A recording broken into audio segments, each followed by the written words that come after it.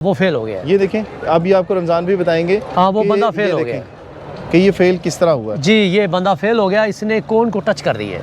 इसने कोन को टच किया है रिवर्स करते हुए। और इसमें क्या करना होता है, अभी आपको एक प्रोसेस दिखाएंगे करते हुए कि किस तरह से होता है। ये ज़िया कमर साहब बैठे हुए हैं, मीडिया को डील करते हैं और ज़िया का बहुत बड़ा रिकॉर्ड है माशाल्लाह, बहुत बड़ा नाम है इनका। आईजी, हाँ आईजी इस्लामाबाद के साथ तकरीबन 5 से 6 आईजीज़ के साथ रह चुके हैं यहाँ पे ना, 14 आईजीज़ को भुगताया है ज़िया कमर साहब ने।